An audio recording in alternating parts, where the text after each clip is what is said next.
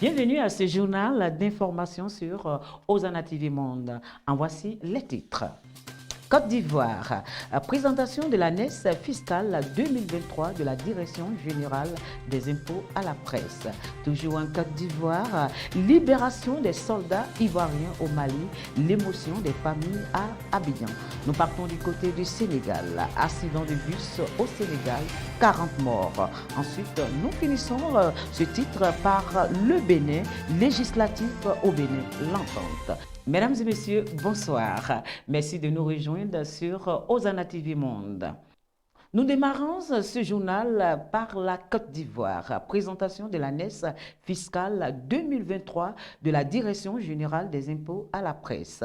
Au cours du déjeuner de presse du mardi 10 janvier dernier, le directeur général des impôts, Ouattarassy Abou, entouré de ses plus proches collaborateurs, a expliqué et a commenté les mesures et dispositions contenues dans la NES fiscale 2023. La presse nationale et internationale a eu l'opportunité, bien sûr, d'échanger avec le patron des impôts sur l'essentiel des 18 articles de l'annexe fiscale. L'annexe fiscale 2023, comme je vous l'ai expliqué, se situe ou s'inscrit dans le prolongement des annexes fiscales de ces dernières années qui visent à prendre en compte les préoccupations des populations. Donc c'est le message que le gouvernement lance aux populations à travers l'annexe fiscale. On prend en compte leurs préoccupations en termes de santé, en termes d'éducation, en termes d'infrastructure. Mais la particularité de l'annexe fiscale 2023, c'est qu'elle s'inscrit dans un contexte international marqué par une crise multiforme, crise énergétique, crise économique, crise, je dirais, militaire en Ukraine, dont on ne connaît pas à ce jour l'étendue des répercussions. Mais c'est dans cet écosystème-là que l'annexe fiscale a été bâtie. Mais en même temps, il y a des non-dits.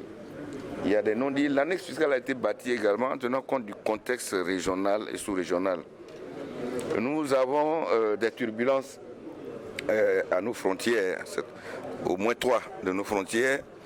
Vous ne pouvez pas, dans un tel contexte, faire une annexe fiscale avec des mesures en ignorant ce contexte-là. Donc c'est un ensemble d'environnements qui a présidé à la prise de ces mesures que nous venons de vous présenter aujourd'hui. Ces mesures qui traduisent les ambitions du gouvernement, qui traduisent également la prise en compte par le gouvernement des préoccupations de nos populations, avec les implications des différentes crises dont je vous ai parlé. On est sorti à peine du Covid, mais les entreprises n'ont pas encore amorti le choc du Covid, que nous avons la crise ukrainienne qui vient se greffer. Donc c'est dans ce contexte que l'annexe fiscale a été prise, mais avec l'ambition d'améliorer le quotidien des Ivoiriens, avec l'ambition de renforcer la capacité et la compétitivité des entreprises ivoiriennes et d'aboutir à la transformation, comme le dit le chef de l'État, à la transformation de l'économie ivoirienne. C'est à travers tous ces outils-là que chaque administration, notamment l'administration fiscale, doit œuvrer pour la transformation de l'économie.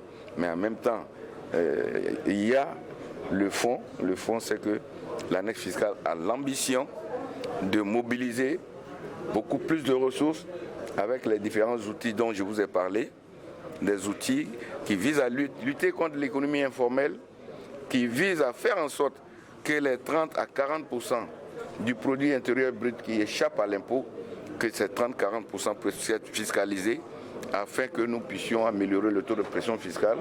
Je vous ai donné un exemple. Si on augmente d'un seul point le taux de pression fiscale, c'est entre 400 et 500 milliards de francs CFA que nous allons engranger chaque année. Et c'est l'ambition de la Direction générale des impôts aussi, à travers ces mesures fiscales qui viennent de vous être présentées. L'année fiscale 2023, comme les précédentes, renferme autant de mesures pour garantir au gouvernement ivoirien des recettes conséquentes en vue du financement et ses projets dans les domaines de la santé, l'éducation, l'emploi et la réalisation des infrastructures. Il s'agit aussi, selon le directeur général des impôts Ouattarassi Abou, à travers l'année fiscale, de rendre les entreprises compétitives, le renforcement de la capacité de mobilisation des ressources, la digitalisation du service de recouvrement du paiement de l'impôt et surtout la mise en place du système pour fiscaliser le secteur informel. Tout en les mettant au même pied d'égalité que les entreprises ivoiriennes qui exercent dans le même secteur d'activité, il a été décidé donc de réaménager ce dispositif et faire en sorte que seules les chaînes ayant des représentations en Côte d'Ivoire et qui font la diffusion du message publicitaire sur leur bouquet, que seules ces chaînes-là soient redevables de la taxe. Et oui, pour finir, à la fin du déjeuner, l'administration fiscale ivoirienne a eu une part importante des recettes à mobiliser pour permettre à l'État ivoirien d'exécuter son budget pour cette année 2023, lequel budget s'équilibre en ressources et charges à 11 694,4 milliards de francs CFA. Toujours en Côte d'Ivoire, libération des soldats ivoiriens au Mali, l'émotion des familles à Abidjan. Les 46 militaires libérés par les autorités maliennes ont été accueillis en héros ce week-end à Abidjan. Après plusieurs mois de détention, les militaires étaient accusés par Bamako d'être des mercenaires, puis graciés par le président malien Assimi Goïta. Les négociations par le président togolais ont porté leurs fruits, mais la pression de la CEDEAO a également joué un rôle. Les familles des militaires ont confié leurs émotions à Sadia Mando et Ange Monanyo.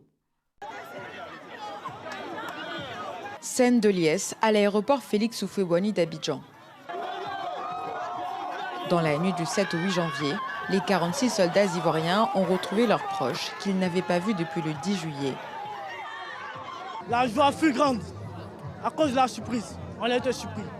Voilà. Mais des négociations, on fait des négociations, ça aboutit, ça n'aboutit pas, ça aboutit, ça n'aboutit pas. Franchement, c'est pas facile. Franchement, je suis chez moi, je suis très heureux. Une immense joie que nous sommes ici à l'aéroport. Nous remercions vraiment le président de la République ainsi que le chef de l'état-major et tout le gouvernement. C'est dans cette atmosphère festive que le président Alassane Ouattara a pris la parole pour la première fois depuis le début de cette crise. Et je dois dire que ce sont des héros. Bravo à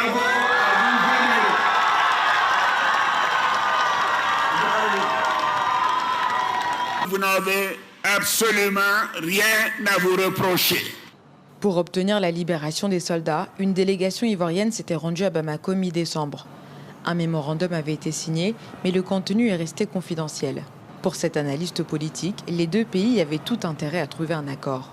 D'abord, la nécessité pour la Côte d'Ivoire et le Mali de reprendre une collaboration plus normale parce qu'il y a la menace terroriste, il y a des échanges séculaires entre les peuples, il y a des échanges commerciaux importants. La deuxième chose qu'il faut comprendre aussi, c'est la pression de la CEDEAO et de la communauté internationale. Ivoiriens et Maliens assurent vouloir tourner la page de cette crise et rétablir une relation de confiance. Et puis nous partons du côté du Sénégal. Accident de bus au Sénégal, 40 morts. Bilan très lourd du côté du Sénégal. Accident de bus, 40 personnes ont été tuées et 36 blessés graves. Le président sénégal Macky Sall a décrété un deuil de 3 jours. Les autorités sénégalaises en parlent. Chaque année, on l'a dit mais il faut le répéter, plusieurs centaines de personnes sont tuées sur nos routes et fait des accidents de la circulation la première cause de mortalité dans notre pays. Le chef de l'État avait d'ailleurs demandé au gouvernement, lors du Conseil des ministres du 12 octobre 2022, de tenir une réunion interministérielle sur la sécurité routière en vue de l'adoption prochaine en Conseil des ministres de nouvelles mesures visant à lutter efficacement contre la recrudescence des accidents qui ont fait plusieurs morts et blessés sur nos axes routiers et autoroutiers. Beaucoup de ces décès pouvaient être évités par des comportements plus responsables et par une action résolue des pouvoirs publics. Voilà, nous sommes aux côtés du Bénin. Législative au Bénin, l'attente. Le peuple béninois a peur que les résultats soient falsifiés du côté de l'opposition. Surtout, certains demandent la fiabilité pour le bonheur du peuple béninois. 109 députés, un scrutin marqué par le retour de l'opposition après 4 ans d'absence, une première sous la présidence de Patrice Talon. La correspondance à Cotonou d'Emmanuel Sodji. C'est la Sénat, la Commission électorale nationale, qui est censée proclamer les tendances, mais jusqu'à présent, toujours pas de chiffres officiels. Du coup, cette absence de chiffres alimente le débat public et la rue. On sent déjà qu'il y a une ambiance. Et moi, je dirais qu'il faut que la Sénat et la Cour constitutionnelle restent dans cette dynamique du peuple. On a peur pour qu'il y ait une fabrication de résultats. Très peur. Attendons-nous, d'ici 72 heures, les résultats vrais, du vrai visage des résultats. Mais néanmoins, nous disons au peuple béninois le calme pour pouvoir savoir si réellement l'opposition a le dessus.